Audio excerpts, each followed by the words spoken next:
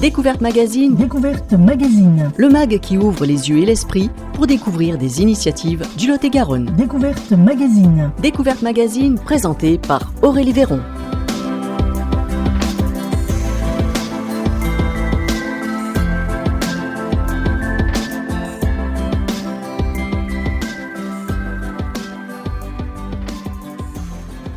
Découverte Magazine consacrée aujourd'hui à la place de la lecture au collège. Et pour cela, nous avons été accueillis au collège Joseph Chaumier, au 6 rue Henri Martin à Agen, le 10 mars. Le 10 mars, c'est une journée un petit peu spéciale partout en France puisque c'est le quart d'heure national de lecture chaque année. Donc, tout le monde est invité à prendre son livre pendant 15 minutes et à se poser et à lire, à en profiter. Au collège aussi, sûrement, mais pour cela, on va en discuter avec le principal du collège Chaumier, donc Fabrice Vallière. Bonjour. Bonjour. Alors, vous êtes donc le principal de ce collège, un beau collège par son bâtiment qui a de l'histoire. Est-ce que vous pouvez nous présenter cet établissement ? Alors, le collège Chaumier est un collège de centre-ville d'Agen, avec effectivement une architecture remarquable, d'autant plus remarquable ces derniers temps qu'il a été rénové. Donc, les élèves de ce collège bénéficient de conditions d'accueil que j'estime très, très belles et modernes. D'accord, donc un très beau collège dans lequel on travaille bien, que on soit élève ou enseignant. C'est ça, oui, effectivement. Je pense qu'il y a une identité forte de cet établissement et c'est ce sur quoi on travaille auprès des élèves pour qu'ils soient fiers d'être dans leur collège et fiers d'y réussir, car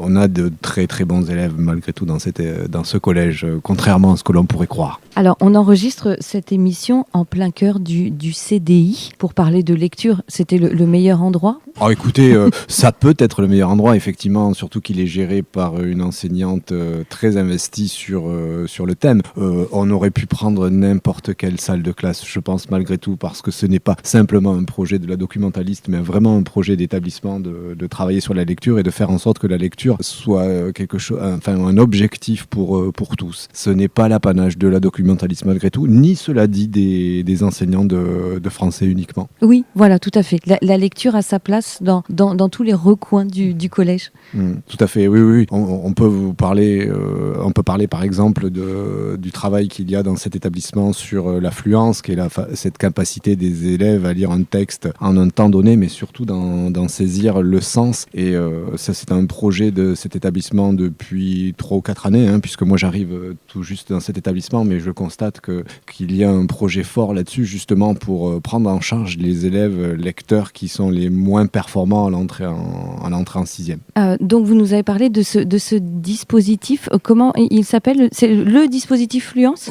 Voilà, c'est ça. En fait, on se rend compte lors des évaluations de 6e du niveau de lecture de nos élèves. Il faut savoir qu'un élève de 6e est censé lire 130 mots à la minute sur un texte bien précis, et il s'avère que nous avons un certain nombre d'élèves qui sont en dessous. Donc la conséquence de cela, c'est que la compréhension des textes peut devenir compliquée pour eux. Donc nous avons mis en place ils ont mis, et je poursuis parce que je suis persuadé que cette politique est vraiment importante pour les élèves, un dispositif de prise en charge des élèves qui ont des performances un peu moins bonnes lorsqu'ils arrivent en 6e. Alors nous ne faisons que poursuivre ce qui se fait déjà dans les écoles primaires qui nous envoient les élèves, mais on poursuit vraiment ce travail parce qu'il s'avère il peut y avoir des élèves qui lisent moins de 70 mots à la minute, ce qui est une grosse difficulté, et ces élèves-là, au collège Chaumier, sont pris en charge 1 heure par semaine par une enseignante spécialisée sur une période de 7 semaines qui vraiment reprend avec eux les bases de la lecture. Ça c'est le premier étage de la fusée, j'ai envie de dire. Mais il y en a peu, bien entendu que ce n'est pas la majorité des élèves, mais ces élèves-là méritent vraiment qu'on s'intéresse à eux très fortement. Voilà. Après, nous avons d'autres élèves qui ont un score un peu moins faible, qui est malgré tout en deçà de ce qui est attendu d'un élève de 6e. Là, ces élèves sont pris dans le cadre de notre dispositif Fluence pour 1 quart d'heure par semaine. Donc c'est une petite ironie par rapport au quart d'heure lecture aujourd'hui. Et là, ils sont pris en charge par des enseignants, comme je disais tout à l'heure, pas forcément que de lettres. Il y a toutes les disciplines. Nous avons conçu un livret avec des textes, avec une difficulté croissante sur cette période de 7 semaines. Et ils sont entraînés à lire. Et malgré tout, on regarde aussi si la compréhension du texte est quand même présente. Oui, donc c'est-à-dire lire et comprendre ce qu'on lit, c'est important. C'est ça. Parce que on peut, c'est plus rare, mais ça existe, se retrouver avec des élèves qui ont un bon score de lecture, et lorsqu'on se pose des questions sur leur compréhension du texte, elle n'est pas forcément aussi bonne qu'attendue, et ça reste un problème. Donc il faut travailler sur les deux axes. Donc ça veut dire que dès l'entrée au collège, en 6e, il y a des tests pour identifier justement ces enfants en difficulté ? Oui, alors ça, c'est pas une spécificité du collège Chaumier, hein. Ce sont les évaluations nationales en français et en mathématiques, et dans ces évaluations, il y a une épreuve de lecture de l'affluence. D'accord, donc Voilà. ça c'est très important. Il y a aussi quelques élèves, alors c'est pareil, ça ne doit pas être une majorité, mais il y a quelques élèves aussi dont le français n'est pas la langue maternelle, donc là aussi il y a un dispositif particulier. Alors oui, effectivement, le collège Chaumier a la chance d'avoir un dispositif qu'on appelle UPE2A, destiné à ces élèves dont le français n'est pas la langue première, qui arrivent en France généralement, enfin ils sont concernés les élèves qui sont en France depuis moins d'1 an et dont le français n'est pas la langue première. Comment dire, il est coordonné par une enseignante de lettres modernes qui a été formée au français et langue seconde. Et elle les prend en charge en fonction des besoins. Un certain nombre d'heures dans la semaine, justement, pour acquérir les premiers réflexes de la lecture, mais aussi de l'écriture. Oui, bien sûr, ça va avec. Et l'objectif, c'est d'être le plus rapidement possible à l'aise avec le français, en fait. Exactement. Ouais. Et pour permettre justement après de reprendre le cours de l'enseignement standard. Puisqu'il s'avère que pour certains élèves, le français est vraiment la seule barrière. On se rend compte que dès que le français, la lecture et l'écriture sont acquis, ils reprennent des scolarités identiques aux autres élèves et avec des réussites tout aussi bonnes. D'accord, de beaux parcours sûrement aussi. Oui, tout à fait, oui. On va maintenant revenir à vos heures à vous de collégien Fabrice Vallière. Votre livre, vous, qui vous a marqué lorsque vous aviez 13-14 ans, vos années collège. Oui, bon, alors là, c'est très très simple parce que c'est un souvenir, on va dire que ça fait presque 30 ans au moins, un peu plus. Le souvenir est très présent, c'était Germinal d'Émile Zola, que notre professeur de français à l'époque nous avait demandé de lire pendant les vacances d'été, puisque nous avions la même enseignante en 4e et en 3e, et cette enseignante nous avait demandé de lire ce livre pour qu'ensuite on l'étudie ensemble pendant l'année, à la rentrée de septembre. Et ce fut une réelle découverte pour moi, puisque je me souviens pas en combien de temps je l'ai lu, mais je pense assez rapidement, et j'avais tellement apprécié cette lecture et l'histoire que cela racontait par rapport à la France, que j'ai lu, je pense, après tous les Rougon-Macquart, du premier jusqu'au dernier, et dans l'ordre. À la suite de cela, sur une période, certes, d'1 an ou 2, mais ce souvenir, oui, est très, très, très présent. Et c'était pourtant un gros livre. Je crois que ça fait dans les 300 pages à peu près. Oui, il est assez épais, oui, tout à fait. Il me semble aussi que c'est un grand roman par sa qualité et par sa quantité de mots également dans ce roman. C'est la preuve quand même, parce que vous n'aviez eu aucun mal à trouver le livre qui a marqué votre jeunesse. C'est la preuve que le collège a toute sa place aussi dans cet amour de la lecture, dans cet intérêt pour les livres. Ah, j'en suis persuadé. Et là, j'en remercie tous les enseignants. Maintenant que je suis chef d'établissement, j'en remercie tous les enseignants de transmettre effectivement cet amour de la lecture auprès des élèves, parce que tous ne lisent pas au même rythme, tous ne lisent pas avec la même envie, mais à un moment donné, ça passe. Et on ne sait pas pourquoi, comment, à quel moment, mais il y a toujours un enseignant qui arrive à capter les élèves et à faire en sorte que ça perdure, même si peut-être que dans les années à venir, ils liront peut-être sous d'autres formats. Mais l'essentiel, c'est vraiment la lecture, et ça, c'est très important. On a l'impression quand même qu'avec l'adolescence, on les perd un peu. La lecture est posée au bout d'un moment. En 6e, ils sont encore petits, ils nous écoutent, ils suivent nos conseils. Et puis vers la 4e, 3e, là, on peut les perdre quand même. Alors, non ? on peut les perdre peut-être, à mon avis, c'est peut-être des périodes de baisse. Oui. Je ne suis pas sûr, même si ça fait longtemps que je ne suis pas revenu en lycée, que cela dure. Je reste optimiste et j'espère que justement au lycée ça revient au fur et à mesure que la maturité augmente. Il n'est pas encore rare, quand on se promène dans les transports en commun, de voir des personnes pas si âgées que ça avec des livres en train de lire. Donc après, c'est peut-être mon éternel optimisme, mais j'y crois. Quand on fait ce métier, je pense qu'il faut être optimiste et avoir envie d'amener nos élèves vers la lecture, entre autres. Et puis c'est vrai, on a l'avantage aussi d'avoir une offre de lecture tellement importante, surtout dans la littérature jeunesse, adolescent. On a des sagas qui après sont proposées en film.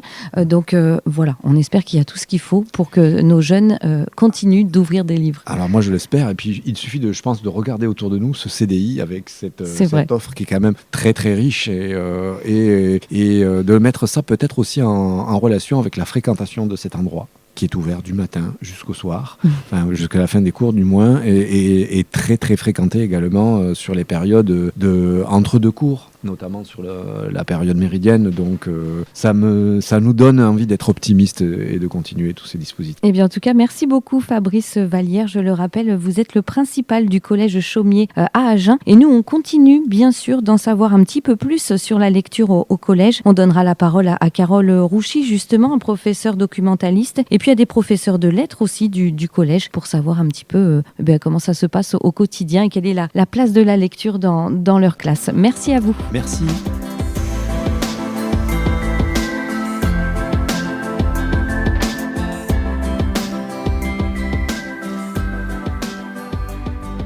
Et on continue ce découverte magazine, toujours consacré à la lecture au collège. On est installé au collège Joseph Chaumier à Agen. J'ai maintenant avec moi Sophie Sango. Bonjour. Bonjour. Alors vous êtes, on dit professeur de lettres, professeur de français. Tout à fait, professeur de français. Alors on va parler justement de la place de la lecture. Vous enseignez une matière où forcément le livre a toute sa place. Est-ce que vraiment le livre a toute sa place dans vos cours ? Le livre a toute sa place dans mes cours et heureusement, il y a des obligations de lecture pour les élèves. Donc il y a 4 œuvres obligatoires qu'il s'agit de faire lire et de proposer aux élèves durant l'année pour chaque niveau de classe. En plus des lectures qui sont facultatives et que les élèves en fait peuvent choisir, peuvent piocher dans un réservoir que je peux leur communiquer ou qu'ils peuvent trouver en fonction du thème étudié. Alors la lecture, ça permet en cours de français, c'est quoi ? C'est comprendre un texte, enrichir son vocabulaire, savoir lire correctement, s'exprimer même presque aussi correctement. Tout à fait, analyser un texte en fait avec des thématiques qui sont imposées par le programme, avec des analyses qui sont plus poussées autour du lexique, autour des structures grammaticales, autour des connaissances aussi culturelles pour pouvoir enrichir en fonction de l'histoire et en relation aussi avec les professeurs d'histoire le contexte culturel de l'époque par rapport à un texte à étudier. Alors vous avez déjà utilisé 2 mots qui sont pas forcément évidents avec la jeunesse, c'est obligatoire, imposé. Bien entendu, c'est normal puisqu'il y a tout un programme à suivre. Mais comment est-ce que vous faites, vous, en tant que professeur de français, pour donner le plaisir de lire quand c'est imposé?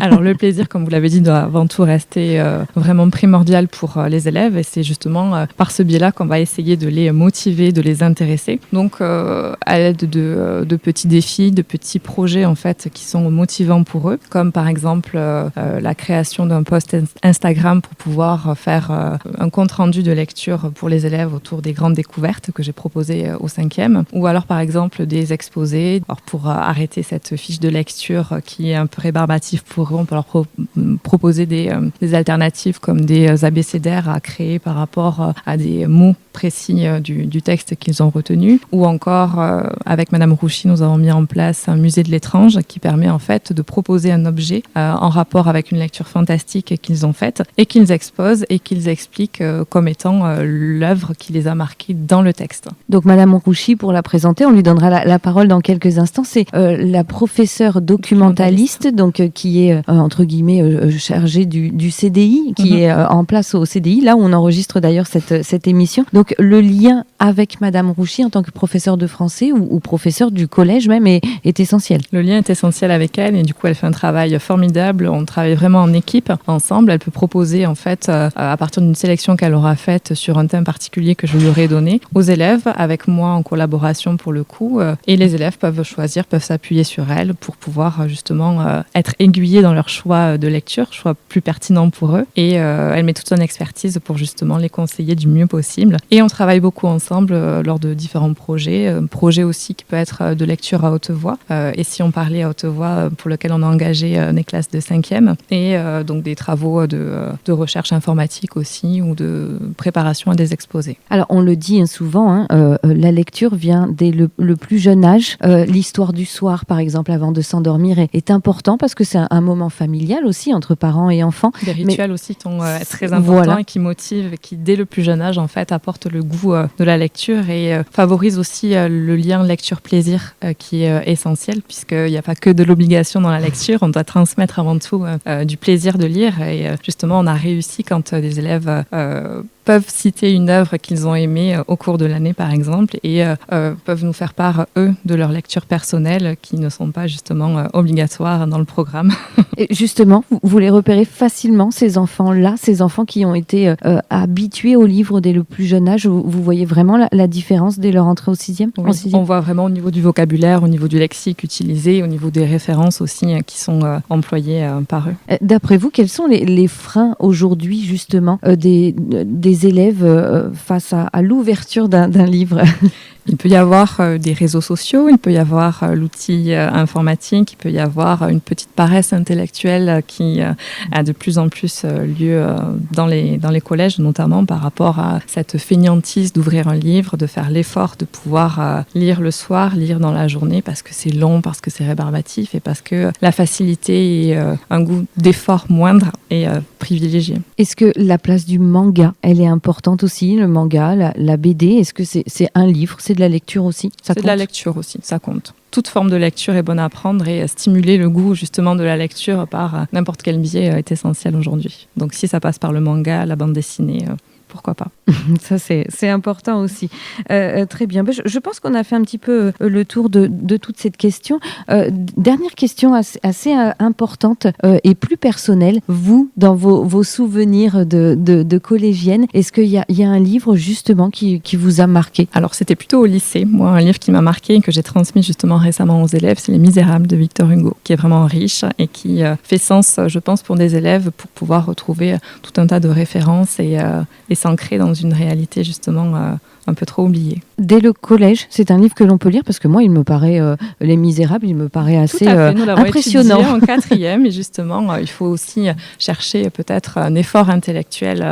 C'était ma mission et ça a réussi puisque les élèves ont réussi à retenir quand même des éléments, à s'ouvrir aussi sur le contexte de l'époque. Et puis Les Misérables est en vogue actuellement puisque différentes actions sont menées au cinéma, en comédie musicale et même sur Victor Hugo en littérature. Donc Victor Hugo est à la mode. On dit souvent que les écrans sont un frein à la lecture, mais au final, on peut aussi quelquefois s'en servir. On peut donner aussi le conseil. Il existe on va pas dire des influenceurs, mais des personnes il y a même des applications qui donnent goût à la lecture, parce que souvent aussi ce qui est difficile, c'est de choisir son livre. Il y en a tellement déjà là au CDI. Il y a énormément de livres. Comment choisir celui-ci ou celui-ci? On peut se servir des réseaux sociaux justement pour être conseillé aussi en lecture. Peut-être. À ce moment-là, les utiliser à bon escient, peut-être. Allez, on va y arriver. En tout cas, merci beaucoup, Sophie Sango. Donc, je le rappelle, vous êtes professeure de lettres au collège Joseph Chaumié à Agen. Merci d'avoir pris un petit peu de temps avec nous en ce 10 mars, journée du quart d'heure de lecture nationale. C'est un rendez-vous important aussi pour vous en tant que professeur. Tout à fait, c'est important de justement continuer ce lien-là. Et j'ai oublié de vous dire que nous avions également un carnet de culture qui permettait aux élèves de pouvoir garder une trace de leur lecture et les partager. Et peut-être penser à moi plus tard, quand ils les réouvriront.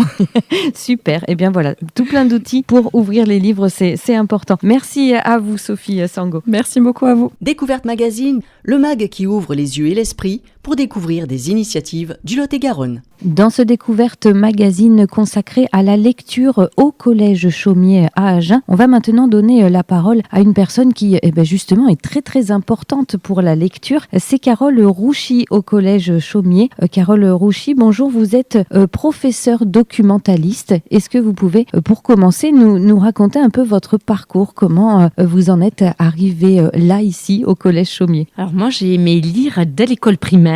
Mes parents étaient agriculteurs Et quand nous étions enfants, nous étions toujours occupés à aider nos parents, à s'occuper des animaux. Et dans les rares moments de calme, je lisais. Jeune, j'ai beaucoup lu. Et quand j'ai dû choisir une orientation, j'hésitais entre l'animation auprès des enfants et les métiers du livre et de l'édition et de l'information. Et dans ce métier de professeur documentaliste, ce qui m'a plu, c'est la polyvalence du métier. J'apprécie cette liberté d'initiative de ce métier. Oui, alors justement, quel est le rôle du professeur documentaliste dans un collège ? Alors justement, ce métier a plusieurs facettes. Il y a d'abord la gestion d'un fonds, à la fois documentaire et de fiction, l'accueil, l'aide aux élèves et la pédagogie, souvent en collaboration avec d'autres enseignants, et l'animation culturelle et le conseil de lecture. Ces fictions, qui se trouvent dans le CDI en grand nombre, les romans, les BD, les mangas, permettent de créer un lien, une relation un peu différente avec les élèves. Ils viennent librement au CDI pendant des heures de permanence et ce sont des moments où je peux discuter avec eux, attiser leur curiosité sur un livre, un documentaire, un article et où je peux enclencher une discussion qui pourra permettre de lui donner envie de lire. D'accord, donc ça c'est important. Puis ils peuvent aussi emprunter les livres comme une bibliothèque, ils peuvent les emmener à la maison aussi. Le CDI fonctionne exactement comme une bibliothèque ou même une médiathèque, puisqu'il sert à la fois de bibliothèque où on peut emprunter des livres et le nombre de livres que l'on veut, et en même temps c'est un lieu de cours et aussi un lieu d'animation culturelle et de lecture. Donc c'est vraiment très polyvalent, très pluriel. Alors après, ce qui est particulier aussi, on l'a dit avec Madame Sango, avec Monsieur Vallière également, parfois les freins à la lecture sont bien entendu les écrans. On est en 2026, les écrans sont très présents, encore plus pour les adolescents. Et pourtant, dans les collèges, c'est dans le CDI qu'on va retrouver aussi les ordinateurs. Donc comment vous jonglez un petit peu avec ces deux rôles, la lecture, le numérique ? Alors, très souvent, on va profiter de l'existence des ordinateurs dans le CDI pour pouvoir donner des conseils aux élèves et leur proposer certains sites. Et en même temps, le fait qu'il y ait des ordinateurs au CDI et que les élèves viennent en autonomie travailler pendant les récréations, pendant les heures de permanence, nous donne l'occasion de discuter avec eux et de leur proposer des lectures une fois qu'on connaît un petit peu les centres d'intérêt des élèves, leurs loisirs en dehors de l'école, on peut proposer des livres qui parlent de sport, de danse, d'un pays, etc. Moi, ce que j'aime, c'est partager des récits que j'ai découverts avec les élèves et même lire des extraits aux élèves pendant les heures que l'on appelle les heures d'APCDI. Et j'espère que ça leur donne envie de découvrir certains romans, BD ou mangas. Est-ce que vous avez aussi un lien particulier avec les autres professeurs ? Le livre, on peut l'insérer dans de nombreuses matières, il n'y a pas que dans le français. Donc est-ce que vous avez aussi un lien avec les autres professeurs ? Alors on travaille beaucoup, nous les documentalistes, avec les professeurs et de toutes les matières. Ce n'est pas seulement les professeurs de français avec qui l'on collabore, ce sont tous les autres professeurs. Et un exemple, c'est nous avons participé au Salon du Polar de Bonencontre. Un groupe d'élèves a rencontré Thierry Colombier, qui est un écrivain qui écrit des polars sur la criminalité écologique. Ça nous a donné l'occasion de travailler avec la professeure de sciences physiques, qui leur a parlé de ces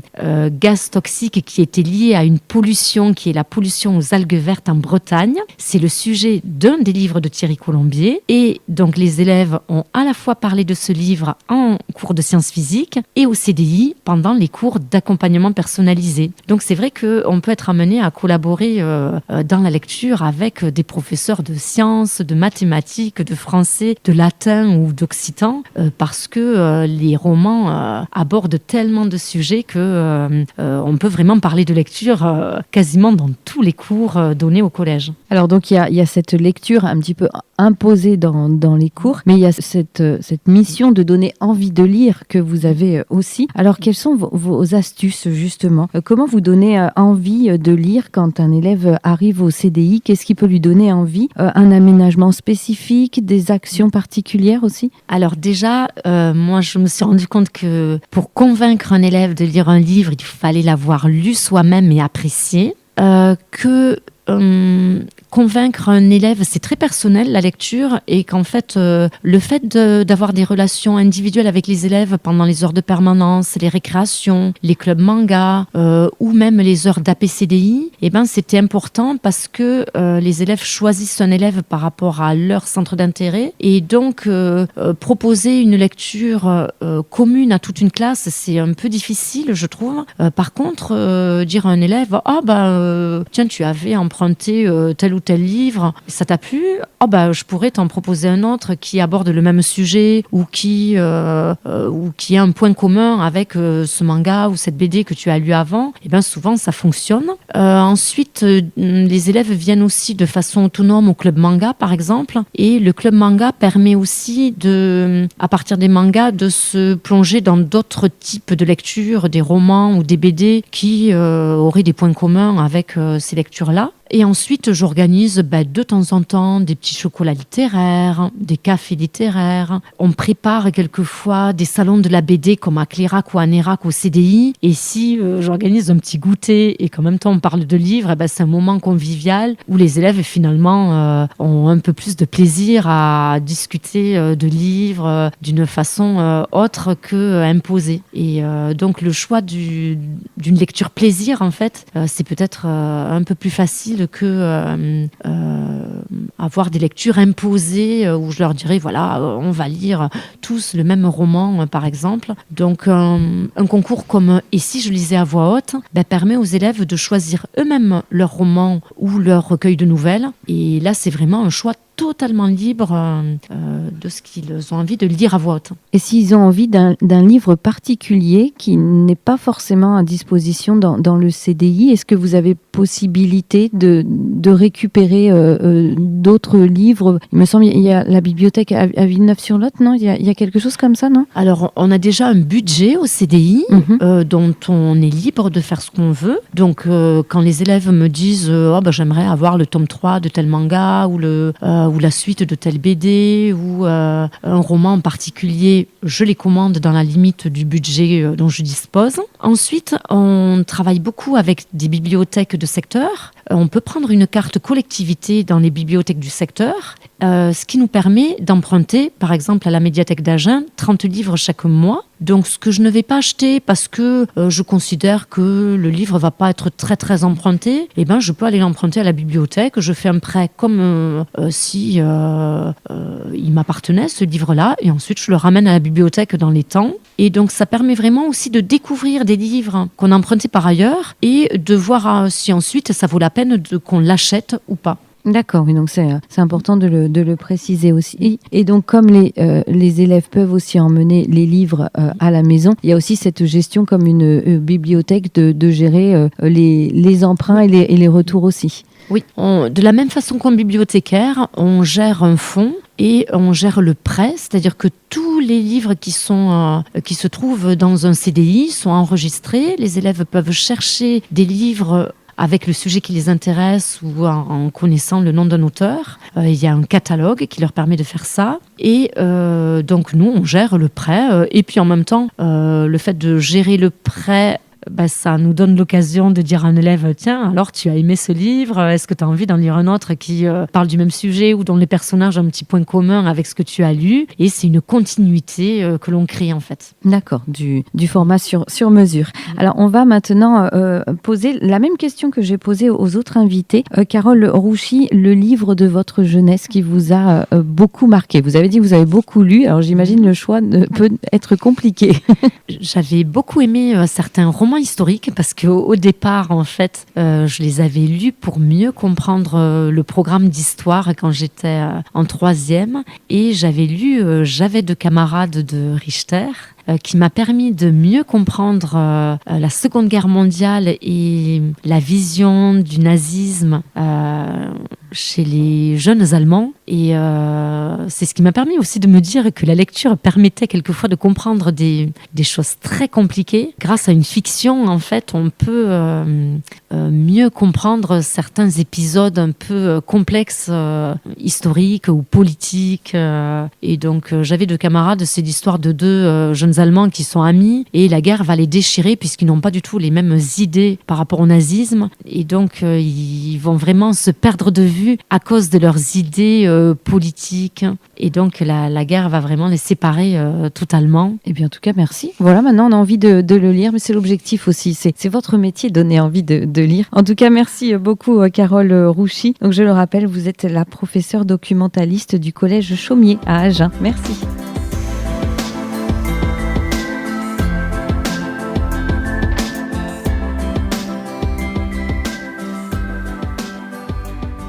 On parle toujours de lecture aujourd'hui dans le Découverte Magazine. On est toujours installé au CDI du Collège Chaumier à Agen. On enregistre cette émission le 10 mars, une journée importante parce que c'est la journée nationale du quart d'heure de lecture où chacun est invité à prendre un livre pendant un petit quart d'heure et à lire. Ça peut paraître peu, 15 minutes par jour, mais si on le fait tous les jours, je pense que on avance dans notre lecture, dans notre roman. Donc c'est pourquoi pas un bel objectif. Alors pour parler de lecture maintenant, j'ai avec nous Pierre Isnel-Grenier. Bonjour. Bonjour. Alors vous êtes actuellement en immersion professionnelle, donc c'est-à-dire en stage au CDI auprès de Carole Rouchy. Oui, c'est ça. Je suis en stage donc pour les 2 semaines qui suivent jusqu'au 20 mars. Ou donc pour un peu découvrir le métier de documentaliste, puisque j'ai aussi passé des concours de bibliothécaire d'État et de conservateur de bibliothèque. Donc avec l'aspect un peu aléatoire du concours, j'essaie un peu d'élargir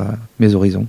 D'accord. Donc le livre a toujours eu une place importante dans votre vie ? Oui, j'ai toujours lu dès que j'ai pu lire en autonomie. Avant, on me racontait des histoires. Avant de passer des concours, j'ai fait un service civique dans l'association AFEV, donc l'association de la Fondation étudiante pour la ville, qui a des antennes sur tout le territoire. Et notamment, il y avait un dispositif d'initiation à la lecture où on faisait des accompagnements éducatifs, où on mettait en relation des familles de quartiers populaires avec des étudiants qu'on recrutait nous-mêmes, bénévoles. Et 2 heures par semaine, ces étudiants allaient voir ces jeunes. Donc ça allait de la petite section jusqu'à la terminale. Et l'objectif, c'était aussi du coup de faire découvrir le livre, la bibliothèque, en tant qu'objet, puisque c'est vrai qu'on parle du fait qu'il faut encourager les jeunes à lire, mais avant aussi de lire, il faut aussi qu'ils se sentent légitimes d'appréhender l'objet en tant que tel, de pouvoir le saisir, le découvrir, etc. Donc c'est pas forcément apprendre à lire, c'est aussi juste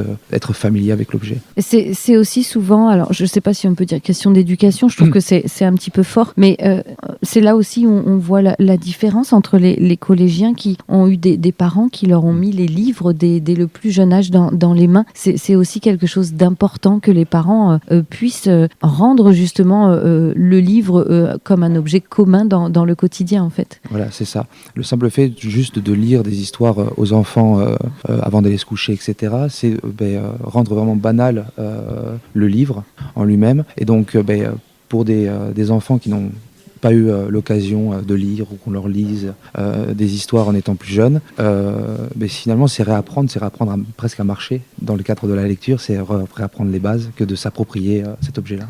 Ce que j'explique souvent aussi à mes enfants, c'est que, alors c'est vrai que jeune, il y a la BD, il y a les mangas, mais au bout d'un moment, les miens, je leur apprends aussi à comprendre que dans le roman, il y a l'imagination aussi qui rentre en place, qui a toute son importance, et ça c'est important aussi de leur montrer que l'on peut, grâce à un roman, partir dans sa propre imagination, s'imaginer le personnage comme on a envie. Oui, c'est aussi varier ses représentations de toute façon.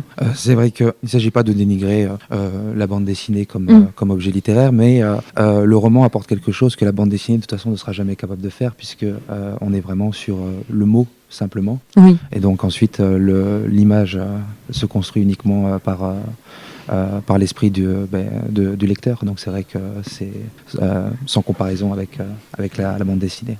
Vous trouvez justement dans les différentes expériences que vous avez eues que les jeunes aujourd'hui, ils lisent moins, ou justement il y a un retour des livres, parce que comme on voit toutes ces sagas fantastiques qui ont eu d'énormes succès. Est-ce que la lecture, au final, a quand même un bel avenir devant elle? Oui, le plaisir de lire restera toujours présent, je pense. On le voit avec toutes ces sagas qui gardent une certaine popularité. La littérature, peut-être, le plaisir de la littérature classique, etc., est peut-être plus remise en question, mais l'action de lire reste toujours assez populaire quand même aussi. Et on l'avait vu, nous, avec le dispositif, où des adolescents, en fait, quand on les initie au livre, le plaisir vient assez facilement aussi, justement, de lire des histoires en tout genre, fantastiques, romances, etc. Et même des livres assez conséquents, puisque les sagas de fantasy sont quand même... Il y a beaucoup de pages, c'est quand même des gros livres. Et lire sur tablette, sur son téléphone, je ne sais plus comment on appelle ça, les romans en version numérique. Oui, les liseuses, oui. Les liseuses, voilà, c'est lire ou c'est pas lire? Si, c'est toujours lire. Alors c'est vrai que ça n'a rien à voir avec le fait d'avoir l'objet dans ses mains, mais ça enlève beaucoup de limites d'avoir une liseuse. Mais moi, qui suis un assez gros lecteur, je pense qu'on a tous ce problème-là de la place à un moment donné. Chez soi pour ranger les livres. Exactement. C'est ça. Et la liseuse comble ce problème-là. Les livres sont moins chers aussi. Certains sont gratuits, puisque pour voir je parlais littérature, mais pour lire des classiques comme Frankenstein, etc., il y a des versions gratuites.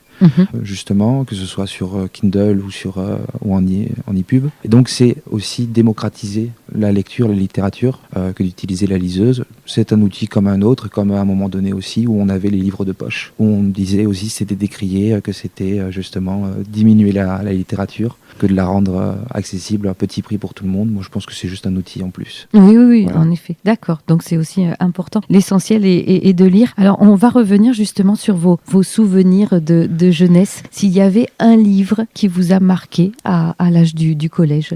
Moi c'est L'ombre du vent de Carlos Ruiz Zafón. Donc c'est un livre aussi qui m'a un peu, puisque j'étais assez centré, on va dire aussi pareil, sur des livres des sagas de fantasy et du fantastique, et d'avoir un livre qui allie un peu tous les genres, romance, enquête, un peu un sous-texte de fantasy, de fantastique aussi. Le livre se passe justement dans l'Espagne franquiste d'après-guerre, où on suit un jeune adolescent qui est emmené dans le cimetière des livres oubliés par son père. C'est un peu un ordre un peu secret entre les grands amateurs de livres, où les livres sont conservés, on ne jette aucun livre, même ceux qui sont oubliés, et on lui donne un livre à choisir. Le livre qu'il va choisir donc L'ombre du vent, va l'obséder, et il va essayer de retrouver la trace de l'auteur, de trouver d'autres livres de cet auteur-là, et donc il va s'en suivre une enquête pour retrouver cet auteur-ci. Voilà. Un livre qui parle de livres. Un livre qui parle de livres, exactement. D'accord, en tout cas, très bien. Merci beaucoup. Quel est pour vous l'avenir? Qu'est-ce que vous imaginez professionnellement après ce stage? Les concours? Les concours, voilà. Si possible, bibliothécaire d'État ou conservateur, puisque j'ai passé ces deux-là. J'espère. On espère pour vous aussi. On vous souhaite le meilleur pour cette carrière professionnelle. Merci en tout cas, Pierre Isnel-Grenier, d'avoir pris un petit moment avec nous au CDI du Collège Chaumier en ce 10 mars, jour national de quart d'heure de lecture. Merci à vous. Découverte Magazine, le mag qui ouvre les yeux et l'esprit pour découvrir des initiatives du Lot-et-Garonne. Et pour cette dernière partie du Découverte Magazine, on a voulu montrer aussi que la lecture au collège Chaumier, c'est pas seulement à l'intérieur du CDI, en salle de classe, dans le collège. Ça peut être aussi tourné vers l'extérieur. Et pour donner un exemple, on va donner la parole à Christophe Durupt. Bonjour Christophe. Bonjour. Alors vous êtes membre de l'association des arts de Clérac, un peu le spécialiste du manga de cette association? Oui, voilà, c'est ça. C'est une association qui existe depuis 17 ans environ, qui organise un grand festival BD fin novembre et qui étend ses activités à beaucoup de domaines culturels, pas seulement la lecture et la bande dessinée, qui propose aussi des ateliers dans les établissements,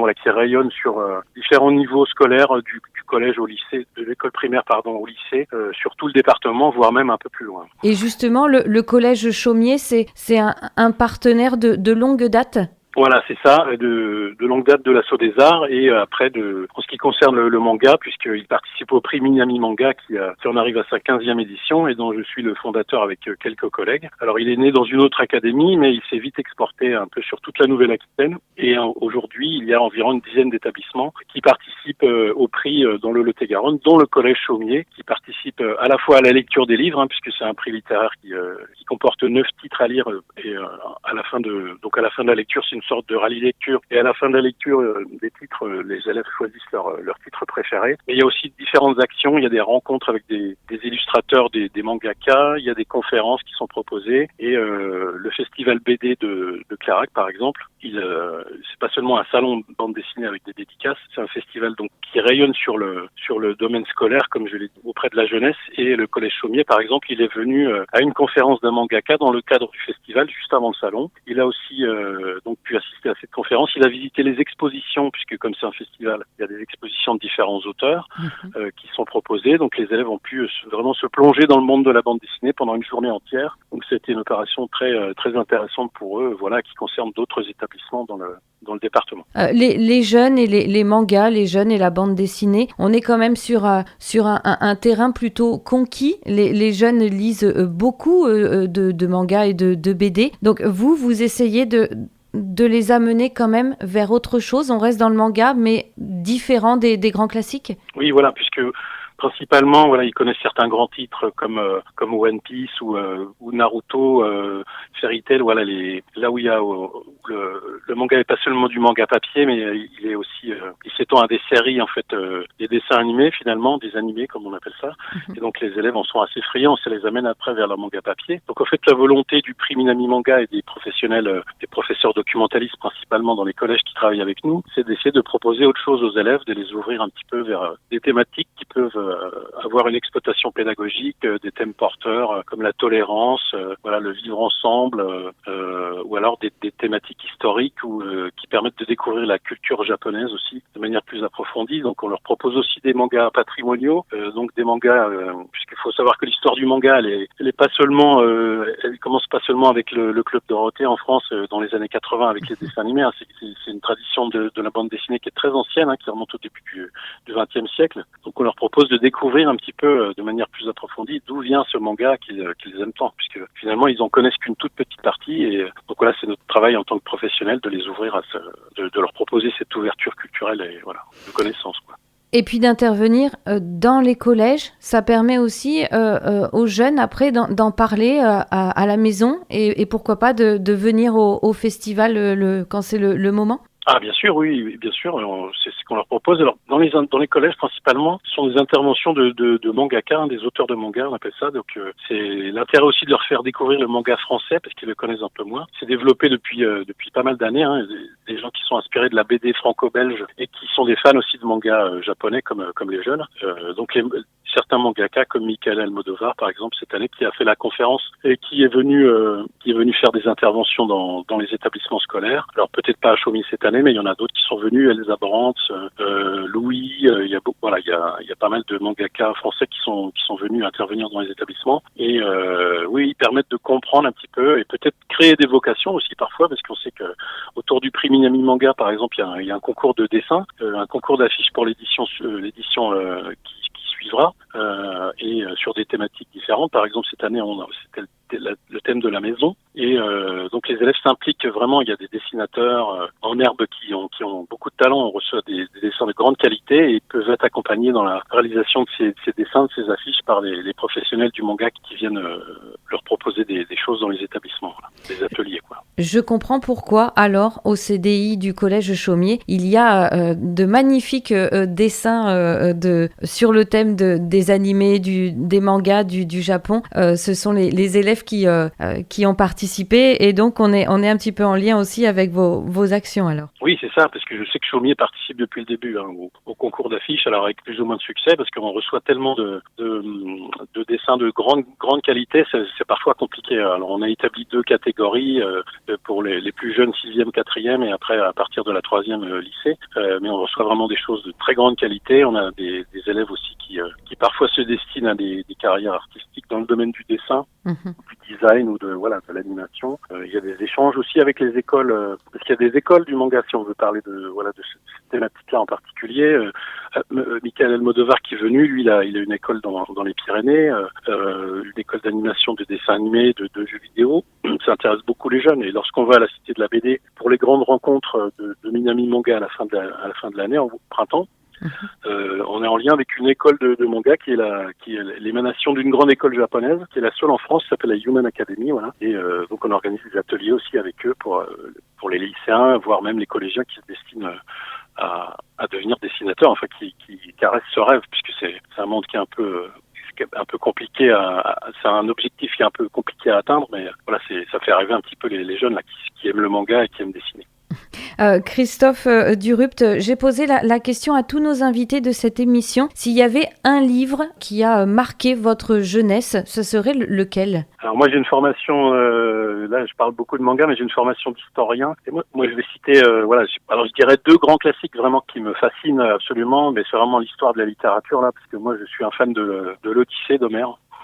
Et de l'Iliade aussi, plutôt l'Iliade je dirais, enfin bon les deux grands poèmes d'Homère. Et je suis un fan de Don Quichotte, moi c'est mon héros de fiction préféré, qui marque le désenchantement du monde à la fin du Moyen-Âge. Donc voilà, ça ce serait mes livres absolus quoi. qui pourrait même avoir inspiré certains mangas aussi. On retrouve quelques références dans des mangas assez grands classiques aussi. Oui, bien sûr. En fait, il y a beaucoup de maisons d'édition là qui proposent des adaptations en manga de la littérature classique. Et on s'en sert aussi avec les professeurs de français.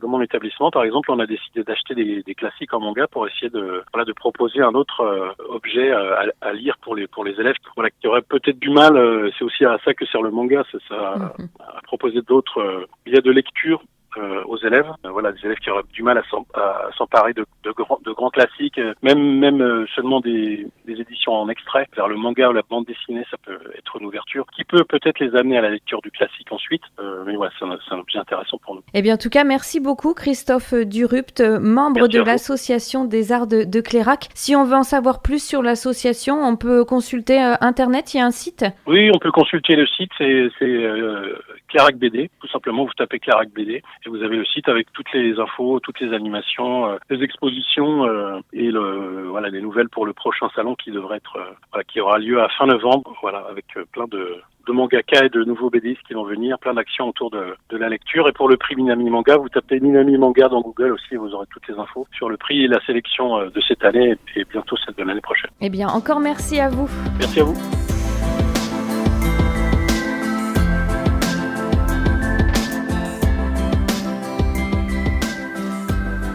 Et c'est ainsi que s'achève cette émission du Découverte Magazine consacrée à la lecture au collège Chaumier. En tout cas, merci à toute l'équipe du collège d'avoir accueilli les micros d'Espoir FM au sein même du CDI. Merci donc aussi à Carole Rouchy d'avoir travaillé avec nous sur ce projet. Chers auditeurs, restez avec nous sur Espoir FM, vos programmes continuent. Et puis on se retrouve pour un Découverte Magazine la semaine prochaine, même jour, même heure. Belle journée. C'était Découverte Magazine. Découverte Magazine, le mag qui ouvre les yeux et l'esprit pour découvrir des initiatives du Lot-et-Garonne. Découverte Magazine, présenté par Aurélie Véron.